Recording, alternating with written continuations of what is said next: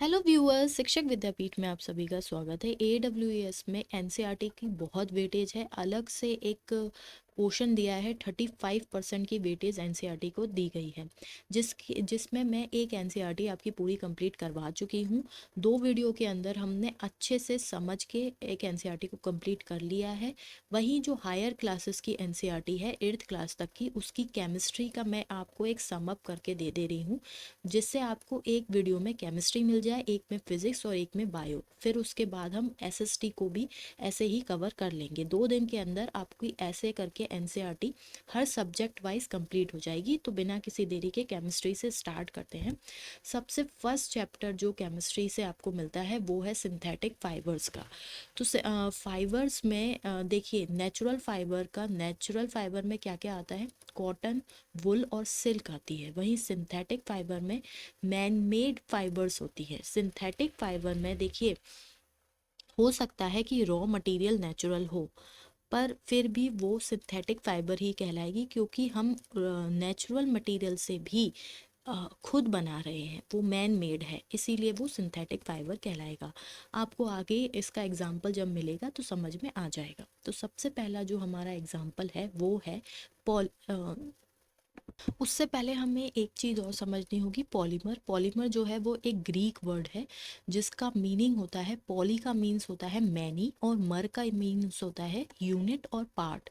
तो बहुत सारी चीज़ों से बना हुआ एक कोई भी यूनिट, उसे कहते हैं पॉलीमर। जैसे कि सेल्यूलोज जो कि एक नेचुरल पॉलीमर है, is a polymer of glucose. यहाँ पर आपको जो भी लाइन मिल रही है वो पूरी एनसीईआरटी का आपको एकदम से सार मिल जा रहा है इस वीडियो में, तो इस वीडियो को मिस मत करना। नेक्स्ट है type of synthetic fibre. Rayon जो है फर्स्ट सिंथेटिक फाइबर हम स्टार्ट कर रहे हैं रेयन से। आर्टिफिशियल सिल्क, इसको आर्टिफिशियल सिल्क भी बोला जाता है। केमिकल ट्रीटमेंट ऑफ वुड और पल्प। हम वुड पल्प के केमिकल ट्रीटमेंट से आर्टिफिशियल सिल्क यानी कि रेयन बनाते हैं। ये मैन मेड है but made up of natural material, क्योंकि हम क्या यूज़ कर रहे हैं? Wood pulp. तो अभी जो मैंने बात बोली थी कि सिंथेटिक फाइबर में भले ही नेचुरल हो मटेरियल, पर फिर भी वो सिंथेटिक फाइबर ही कहलाएगा। Man made but made up of natural material. अब जब हम रेयन को कॉटन के साथ कंबाइन करते हैं तो बेडशीट बनती है। रेयन को जब वुल के साथ कंबाइन करते हैं तो कारपेट बनता है। और ये है हमारा रेयन, ये मटेरियल आपने देखा होगा। नेक्स्ट है नायलॉन। नायलॉन क्या है? 1931 में कोल प्लस वाटर प्लस एयर से हमने क्या बनाया? बेसिकली वाटर और एयर के साथ जो रॉ मटेरियल हम यूज़ कर रहे हैं वो है कोल। तो कोल से हम सोचिए फाइबर बना रहे हैं। 1931 में ये काम हो गया था। अब नायलॉन से जो क्वेश्चन आता है वो सबसे ज़्यादा आता है उसकी स्ट्रॉन्ग फाइबर के ऊपर क्वेश्चन आता है। तो nylon fibre are strong, elastic and light. Strong और इलास्टिक होने के साथ साथ लाइट भी है। इसके जो आर्टिकल्स, इससे क्या क्या बनता है, इसके जो आर्टिकल्स यूज़ किया जाता है इसको सॉक्स में, रोप्स में, टेंट्स में, tooth brushes, car seat, belt, sleeping bags, curtains, also use for making parachute and ropes. यहाँ से क्वेश्चन आता है कि एक सिंथेटिक फाइबर जो इतना स्ट्रॉन्ग है कि उससे पैराशूट और रोप्स बनाई जा रही हैं। जो नायलॉन होता है ये लस्ट्रस होता है एंड इजी टू वॉश होता है। ये है हमारा nylon. A nylon thread is actually stronger than a steel wire। ये एनसीईआरटी की लाइन है और एग्जैक्ट लाइन आपको एग्जाम में देखने को मिल जाती है। तो नायलॉन बहुत इम्पोर्टेंट फाइबर है। नेक्स्ट हम आगे बढ़ते हैं, पॉलीएस्टर और एक्राइलिक। पॉलीएस्टर जो है वो पॉली और एस्टर, देखो इससे हमें पता चल रहा है पॉली मतलब बहुत सारी यूनिट हैं किसकी? एस्टर की। एस्टर जो है वो फ्रूट स्मेल कॉज करता है। उसमें पॉलीकॉट, पॉलीवुल, टेरिकॉट। अच्छा, पॉलीएस्टर जो है वो 2 टाइप का है, टेरेलिन और पीईटी। टेरेलिन एक टाइप का पॉलिएस्टर है, दूसरा टाइप का पॉलिएस्टर है पीईटी। पीईटी से क्या क्या बनता है? बॉटल्स, यूटेंसिल, फिल्म्स, वायर्स और इसके जो हम क्रॉस भी करते हैं, इससे कैसे क्रॉस करते हैं, पॉलीएस्टर प्लस कॉटन मिला के पॉलीकॉट बनाता है, पॉलीएस्टर प्लस वुल बना के पॉली वुल बनाता है, और टेरिकॉट, आपने बहुत सुना होगा टेरिकॉट के कपड़े हैं ये, तो टेरेलिन, ये वाला जो टेरेलिन है प्लस कॉटन मिलके टेरिकॉट बनता है। एक्राइलिक क्या है, 85% एक्राइलोनाइट्राइल मोनोमर से बना होता है एक्राइलिक, एंड इट रिजेंबल वुल। तो एक्राइल क्या है, ऊन के जैसा होता है। All the synthetic fibers are made by the number of process using raw material of petroleum origin called petrochemicals। तो ये सब में क्या एक चीज़ यूज़ हो रही है, पेट्रोकेमिकल यूज़ हो रहा है। देखिए यहाँ पर जब नायलॉन था इसमें हम कोल यूज़ कर रहे थे, यहाँ पर हम वुड यूज़ कर रहे हैं, वुड पल्प यूज़ कर रहे हैं, ठीक है। और यहाँ पर हम एक्राइलोनाइट्राइल यूज़ कर रहे हैं। तो ये सब क्या है, पेट्रोकेमिकल है, इनका जो रॉ मटेरियल है वो पेट्रोकेमिकल है। नेक्स्ट है प्लास्टिक। देखिए एनसीईआरटी एक बार को हम पढ़ सकते हैं, पर छोटी छोटी लाइनें जहाँ से क्वेश्चन आता है, अब पेट्रोकेमिकल पे ये नोट में दी हुई लाइन है, जो फुट नोट होता है ना उसकी लाइन है। तो वहाँ से जहाँ से क्वेश्चन आ रहा है आप तभी उसको कर पाते हैं जब आप उसे अच्छे से पढ़ रहे हैं। तो ये जो आप एनसीईआरटी केमिस्ट्री कवर कर रहे हैं, मैं आपको ये इतना बोल सकती हूँ कि ये सिर्फ इस एग्ज़ाम के लिए नहीं है, सभी एग्ज़ाम जो भी सेंट्रल के एग्ज़ाम आने वाले हैं सब में आपको हेल्प करेगा। और बहुत अच्छे से हाई क्लास पढ़ी हुई एनसीईआरटी बेस में आपको नोट्स दे रही हूँ। नेक्स्ट है प्लास्टिक्स। हमने फाइबर कर लिया, अब हम प्लास्टिक पे आ रहे हैं। प्लास्टिक इज़ अ पॉलीमर, दो टाइप से बना हुआ पॉलीमर होता है ये, एक लीनियर होता है और एक क्रॉस लिंक्ड पॉलीमर है। इसमें आता है पॉलीइथीन जो हम पॉलीथीन बोलते हैं। अच्छा, जो प्लास्टिक होता है वो दो टाइप का होता है, एक तो थर्मोप्लास्टिक होता है और एक थर्मोसेटिंग प्लास्टिक होता है। तो जो थर्मोप्लास्टिक होता है वो deformed easily on heating, thermo आ रहा है आगे, तो जैसे ही हम उसे हीट करते हैं वो डिफॉर्म हो जाता है, जैसे कि पॉलीथीन एंड पीवीसी पाइप जो आपने देखे होंगे, अगर आप उन्हें गर्म करते हैं तो वो मुड़ जाते हैं। ऐसे ही पॉलीथीन को जलाते हैं तो वो कितनी जल्दी जो है वो एकदम डिफॉर्म हो जाती है, तो वो थर्मोप्लास्टिक होता है। ये किस में यूज़ होता है, टॉयज़ में, कॉम्स में, वेरियस टाइप ऑफ कंटेनर्स जो हमारे होते हैं उस सब में थर्मोप्लास्टिक यूज़ होता है। थर्मोप्लास्टिक की एक क्वालिटी होती है, आप देख रहे हैं ना कि वो हीट करने पर डिफॉर्म हो रहा है, तो इसका मतलब क्या है, हम उसे रिसाइकल्ड कर सकते हैं, इट कैन बी रिसाइकल्ड। तो अगर ये बात पूछी जाए कि कौन सा प्लास्टिक अच्छा है तो हम थर्मोप्लास्टिक को बोलेंगे। दूसरी बात है, दूसरा जो टाइप था वो था थर्मोसेटिंग प्लास्टिक का, बेकेलाइट एंड मेलामाइन। अब यहाँ से जिस तरह से नायलॉन इम्पॉर्टेंट है फाइबर्स में, उसी तरह से बेकेलाइट और मेलामाइन इम्पॉर्टेंट है प्लास्टिक में। Melamine resist fire and can tolerate heat better than other plastic. ये फायर को तो रजिस्ट करता ही है और हीट को भी जितनी भी और प्लास्टिक है उनसे ज़्यादा अच्छे से टॉलरेट कर सकता है। वहीं जो बेकेलाइट है, it's a poor conductor of heat and electricity.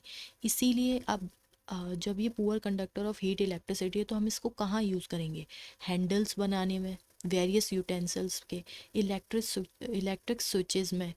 और एक और चीज़, ये जो है floor tiles, kitchenware and fire resistant fibre fabric, fire resistant fabric. अब दो क्वेश्चन पूछा जाता है, मेलामाइन से पूछा जाता है और बेकेलाइट से। बेकेलाइट से पूछा जाता है कि कौन सा प्लास्टिक हम यूज़ करते हैं इलेक्ट्रिक स्विचेस बनाने में।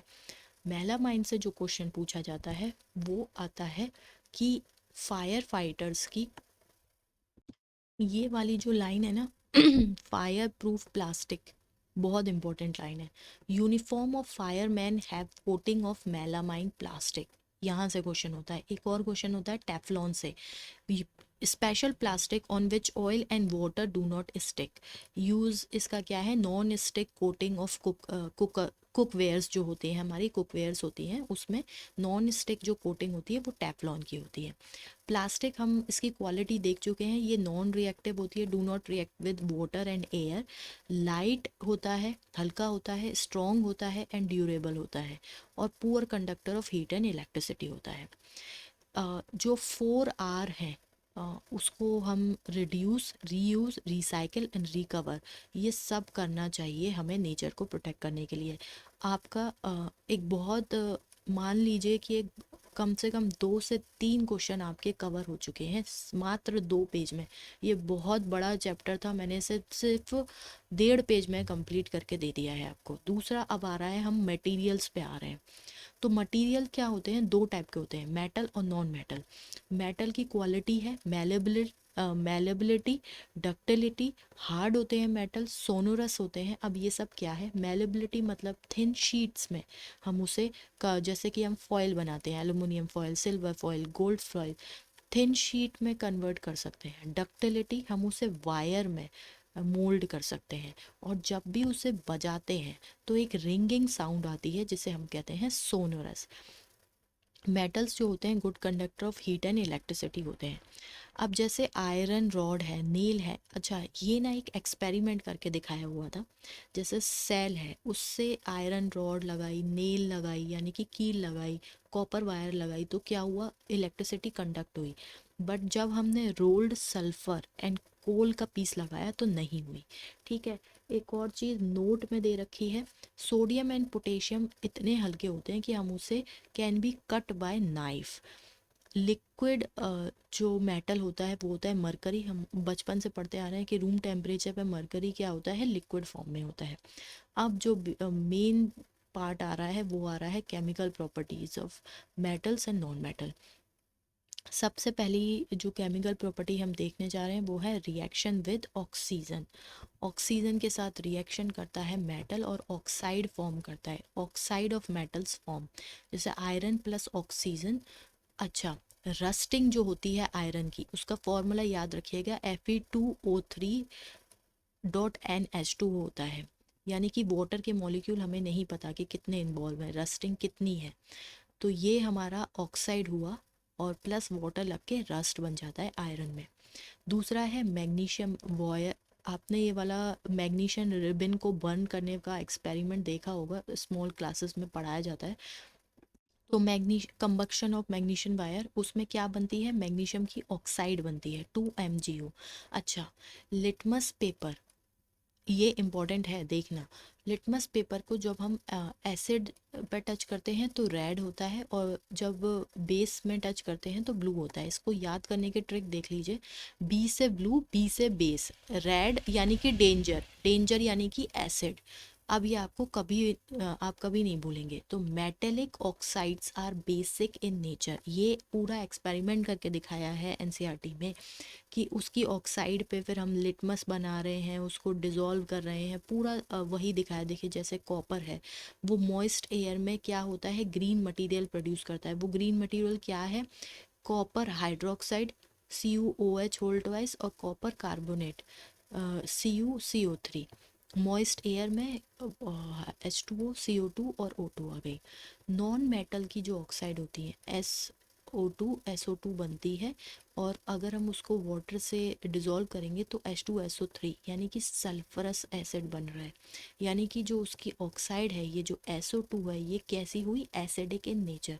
Metallic oxide are basic in nature and oxides of non metals are acidic in nature.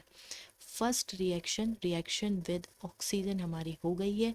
Next reaction है reaction with water. Sodium metal react vigorously with oxygen and water and generate a lot of heat, therefore stored in kerosene। Question आता है कि कौन से वो metals हैं जिसे kerosene में स्टोर करते हैं। उसके बाद ये पूछ लिया जाता है कि क्यों करते हैं। तो इसमें वैसे भी ऑप्शंस जो हैं वो एक्सप्लेनेशन वाले को आते हैं, हो सकता है ऐसे करके क्वेश्चन आ जाए। सी टेट में कई बार आया है।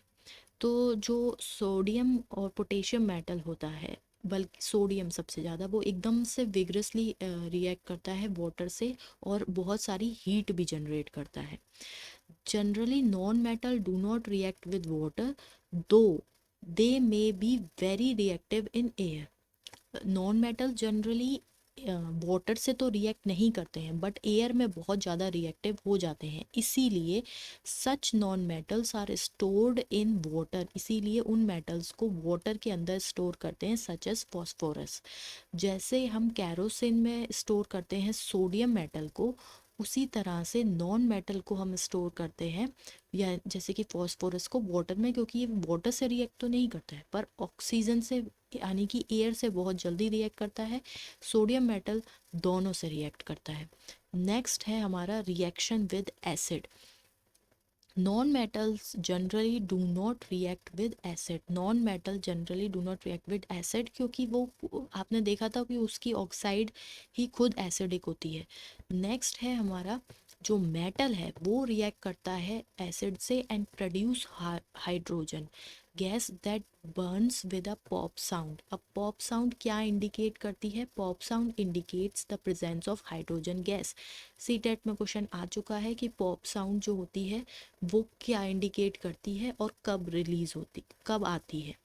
अच्छा, जो कॉपर है उस इसका भी एक्सपेरिमेंटल दिखाया गया है कि अलग अलग मेटल्स को दिखा रहे हैं कि वो एसिड से रिएक्ट करती है तो क्या होता है। कॉपर जो है वो डाइल्यूट HCl से रिएक्ट नहीं करता है पर सल्फ्यूरिक एसिड से रिएक्ट कर जाता है H2SO4 से।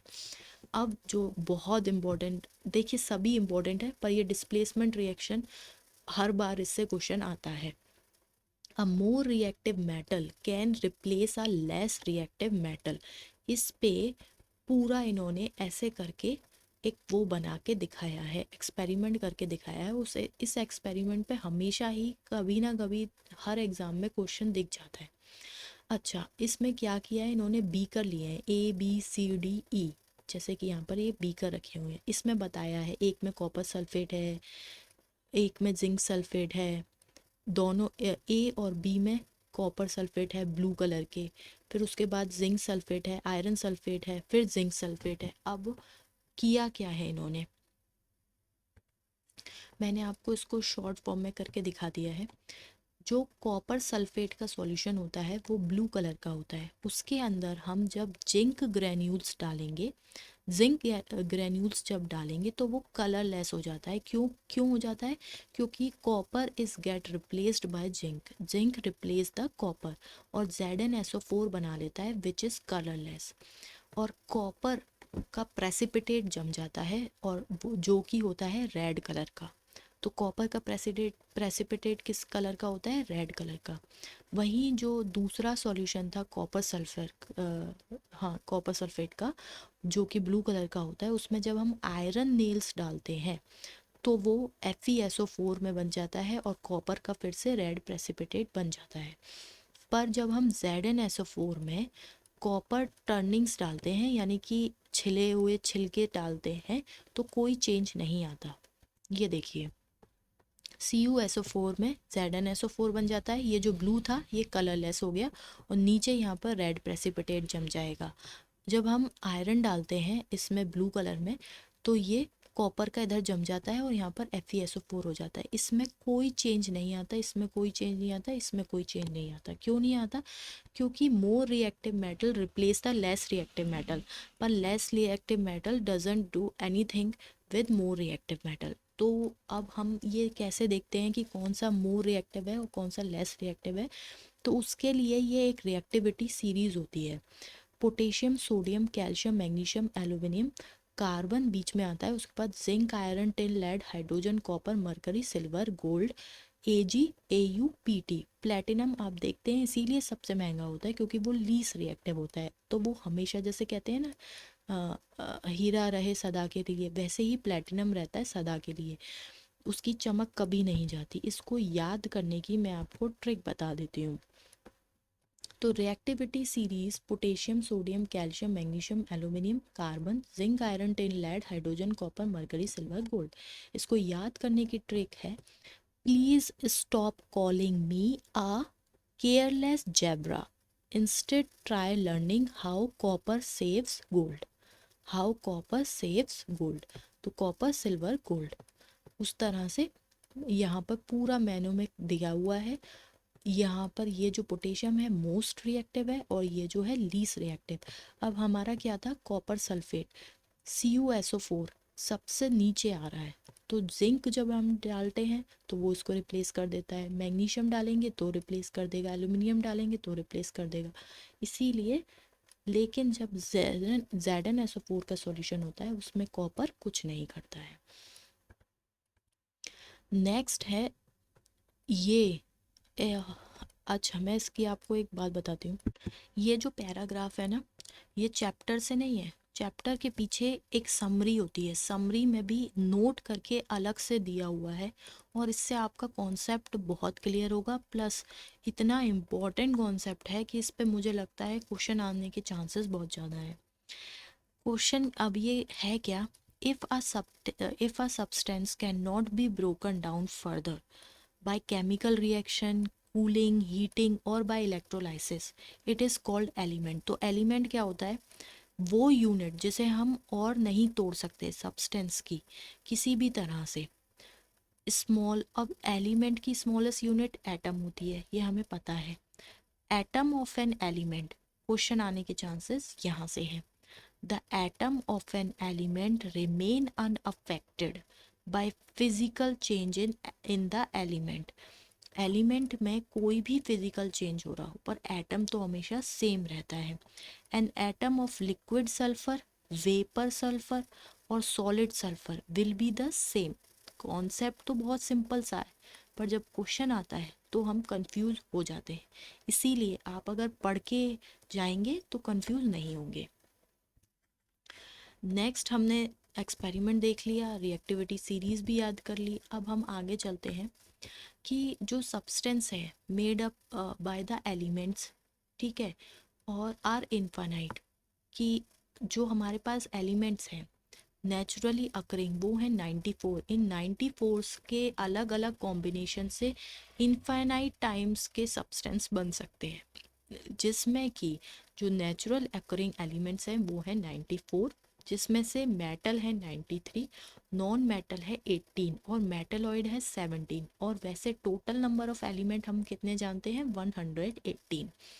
अब आ गए हम रिसोर्सेज पे, ये भी सभी इम्पोर्टेंट है, और इसमें है नेचुरल रिसोर्सेज। बहुत देखिए ये चैप्टर बहुत बड़ा था, मैंने इसे बहुत छोटा करने की कोशिश करी है, फिर भी जो भी इम्पोर्टेंट है उसे कवर करना ज़रूरी है, इसीलिए आप अंत तक हमारे साथ बने रहना, क्योंकि एक एक लाइन से डायरेक्ट उठ के आपको क्वेश्चन मिल सकता है।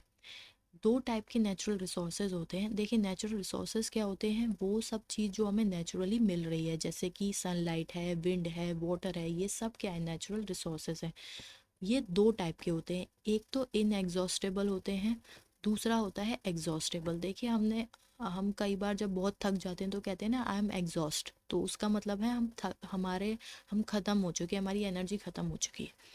तो इनएग्जॉस्टेबल नेचुरल रिसोर्स वो हैं जो अनलिमिटेड हैं, जैसे कि एयर है, सनलाइट है। एग्जॉस्टेबल नेचुरल रिसोर्स वो हैं जो कि इन द फ्यूचर ख़त्म हो जाएंगे, जो लिमिटेड है, जैसे कि forest, wild life, natural gas एक्सट्रैक्टा जो भी है हमारे पास। एग्जॉस्टेबल नॉन नेचुरल रिसोर्स में ही एक टाइप होता है फॉसिल फ्यूल्स का।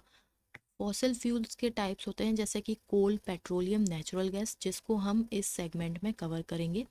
फॉसिल फ्यूल्स कौन से होते हैं, वो फ्यूल्स जो फॉसिल से बनते हैं, फॉसिल्स इन द सेंस जो पहले जैसे कि ह्यूमन है या जानवर थे या पेड़ हैं, वो सब नीचे दब जाते हैं, दब कर प्रेशर में, high pressure, high temperature, no oxygen, तो वहाँ पर क्या होता है, वो फॉसिल में बन जाते हैं, उन्हें फॉसिल कहते हैं।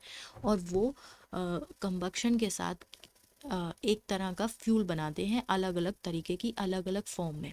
अब जैसे कोल है, the slow process of conversion of dead and vegetation into coal is called carbonisation. एक और चीज़, जो कोल है वो लैंड पे बन रहा है, conversion of dead vegetation into coal, इसे बोलते हैं कार्बनाइजेशन।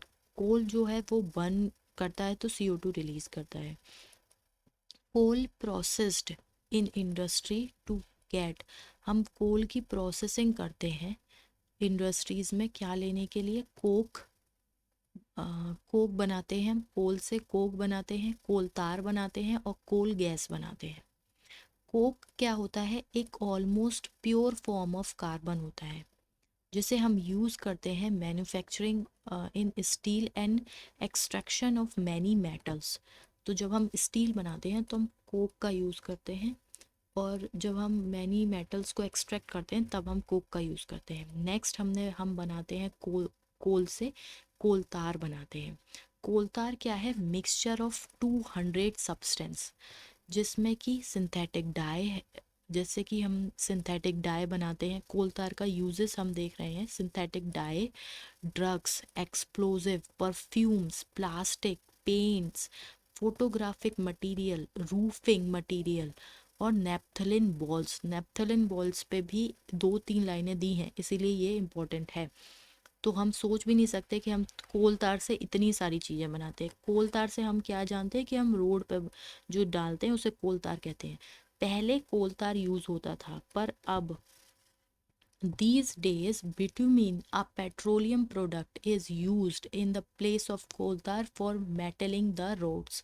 और अब तो इंडिया एक ऐसा कंट्री है जिसने सबसे पहले प्लास्टिक का यूज़ किया है रोड को बनाने में। थर्ड जो हम बनाते हैं कोक से, वो है कोल से, वो है coal gas, produce during the processing of coal to get coke. जब हम कोल से कोक बनाते हैं तो उसके बीच में हमें कोल गैस मिलती है। 1810 में लंदन में और 1820 में न्यूयॉर्क में कोल गैस को स्ट्रीट लाइट की तरह यूज़ किया जाता था, पर अब nowadays it is used as a source of heat rather than light। तो जो हम हाथ जैसे कि सर्दियों में हीट की तरह यूज़ करते हैं कोल गैस को। अब हमने कोल को कर लिया, नेक्स्ट आया पेट्रोलियम। कोल कब बनता है? जब वेजिटेशन जब दब जाता है लैंड पे तब। लेकिन पेट्रोलियम कब बनता है? Formed from organism living in the sea. जब सी में रहने वाले ऑर्गेनिज्म मर जाते हैं फिर वो नीचे दबते हैं और दब के कंबक्शन के बाद पेट्रोलियम बनाते हैं। वर्ल्ड में first oil well was drill in Pennsylvania USA। 1859 में उन्होंने फर्स्ट ऑयल ड्रिल किया था। इंडिया में क्या हुआ था? 1867 में ऑयल वाज स्ट्रक्ट एट मकॉम मकॉम इन असम। मकॉम इन असम में सबसे पहले इंडिया में निकाला गया था। और इंडिया में ऑयल कहाँ कहाँ पाया जाता है? असम में, गुजरात में, मुंबई में और river basin of Godavari and Krishna. ये जो रिवर बेसिन है ना गोदावरी और कृष्णा का, बहुत ही फर्टाइल लैंड है और यहाँ पर बहुत सारे मिनरल्स हमें मिलते हैं। जैसे कि अभी हम देख रहे हैं पेट्रोलियम मिल रहा है, आगे भी आपको और रिसोर्सेज का पता चलेगा। पेट्रोलियम रिफाइनिंग किसे कहते हैं? जब हमें ये जो मटेरियल मिलता है पेट्रोलियम, जब हम इससे अलग अलग कंपोनेंट को निकालते हैं, एक्सट्रैक्ट करते हैं, तो उसे कहते हैं पेट्रोलियम रिफाइनिंग। और ये कहाँ पर करी जाती है? पेट्रोलियम रिफाइनरी में करी जाती है। पेट्रोलियम से हमें क्या क्या मिलता है? LPG, petrol, kerosene, diesel, lubricating oil, paraffin wax and bitumen. ये वही बिटुमिन है जिससे हम कोल तार की जगह यूज़ कर रहे हैं फॉर मेटलिंग द रोड्स। एक और चीज़ मिलती है वो है पेट्रोकेमिकल्स, और इसका हम यूज़ करते हैं used in manufacture of detergent, fibres. अभी हमने देखा था जब हम फाइबर पढ़ रहे थे कि ये जो फाइबर है इसका रॉ मटेरियल सब में क्या है? पेट्रोकेमिकल। पॉलीइथीन एंड प्लास्टिक, ये सब किससे बनता है? पेट्रोकेमिकल से। नेक्स्ट है hydrogen gas. Come gas from natural gas is obtain. Hydrogen gas हम नेचुरल गैस से ऑब्टेन करते हैं। अब मैं आपको रिफाइनिंग में डिपॉजिट दिखा दूँ। ये NCERT का डायग्राम है और ये इम्पोर्टेंट क्यों है ये भी बताना ज़रूरी है। देखिए ये तो मैं आपको बता चुकी हूँ, petroleum was formed from organism living in the sea as these organism die their body. ये सब मैं बता चुकी हूँ कि हाई प्रेशर पे ये सब होता है। लेकिन यहाँ पर एक चीज़ है दिखाने वाली कि high pressure high temperature that bodies into petroleum and natural gas में कन्वर्ट हो जाती है। ये है हमारी रिजर्वॉयर रॉक, इस पे भी क्वेश्चन आता है। ये है रिजर्वॉयर रॉक और ये है इम्परवियस रॉक। अब हम वेल्स बना रहे हैं, कुएं, जो तेल के कुएं होते हैं, हम यहाँ पर हमने एक्सट्रैक्शन के लिए डाला, ठीक है। तो ये बात होती है कि आप क्यों देख रहे हैं, एक चीज़ तो ये है कि ऑयल ऊपर क्यों है, गैस ऊपर क्यों है, क्योंकि वाटर की डेंसिटी ज़्यादा है, ऑयल की डेंसिटी कम है, तो ऑयल हमेशा ऊपर तैरता है। ऑयल से गैस की डेंसिटी ऑयल से भी कम है तो वो उसके भी ऊपर है। तो हम जब एक्सट्रैक्ट कर रहे हैं तो हमें सबसे पहले क्या मिलेगी, गैस मिलेगी, फिर क्या मिलेगा, ऑयल मिलेगा, और फिर क्या मिलेगा, वाटर मिलेगा। उसके बाद आप रॉक्स भी याद रखिएगा, ये इम्परवियस रॉक है और ये रिजर्वॉयर रॉक है। नेक्स्ट एक और चीज़, पेट्रोलियम को हम ब्लैक गोल्ड भी कहते हैं। ऑब्वियसली ये ब्लैक गोल्ड बल्कि गोल्ड से भी ज़्यादा अच्छा है, क्योंकि हम जानते हैं कि पूरा मिडिल ईस्ट की जितनी भी इकोनॉमी है वो किस पे चल रही है, पेट्रोलियम पे चल रही है। हाइड्रोजन गैस हम नेचुरल गैस से निकालते हैं और इसको हम यूज़ किस में करते हैं, in production of fertilisers like urea. Natural gas जो है वो इजी टू ट्रांसपोर्ट है थ्रू पाइप्स, इसीलिए natural gas is store under high pressure and compressed. High pressure उसे हम बोलते हैं compressed natural gas. High pressure पे जब हम नेचुरल गैस को स्टोर करते हैं तो वो सीएनजी होती है। It can be used directly for burning in homes and factories where it can be supplied through pipes। हम डायरेक्ट पाइप के थ्रू सप्लाई करके इसे यूज़ कर सकते हैं, जैसे ग्रीन गैस को यूज़ करते हैं। ऐसा एक नेटवर्क हमारे इंडिया में कहाँ एग्जिस्ट करता है, वडोदरा में, वडोदरा गुजरात में। अच्छा, natural used in manufacturing of a number of chemicals and fertiliser. Natural gas हम बहुत सारे केमिकल्स और फर्टिलाइजर्स में यूज़ करते हैं। India has a vast reserves of natural gas in Tripura, Rajasthan, Maharashtra and Krishna Godavari delta. Petroleum को कंजर्व करने के लिए एक रिसर्च एसोसिएशन है इंडिया में, उसे बोलते हैं PCRAA, petroleum conservation research association. इसके कुछ गाइडलाइन दिए हुई थी कि हमें पेट्रोलियम को बचाने के लिए पेट्रोल का यूज़ कम करना चाहिए, ट्रैफिक सिग्नल पे अपने इंजन ऑफ कर देने चाहिए, जो बेसिक हैं।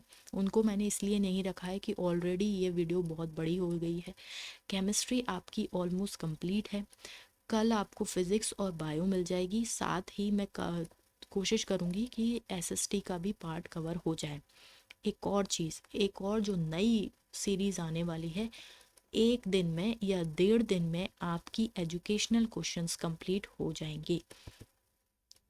तो एजुकेशनल क्वेश्चंस की जो भी बेसिकली कुछ ऐसे इंपॉर्टेंट टॉपिक्स हैं जिनसे क्वेश्चंस आते हैं, मैं पूरी कोशिश करूँगी कि 2 दिन के अंदर वो पूरी आपके 3 से 4 वीडियो में मैं उसे कंप्लीट करवा दूँ। हो सकता है कि मैं वो सारी वीडियो 1.5 दिन के अंदर आपको दे दूँ।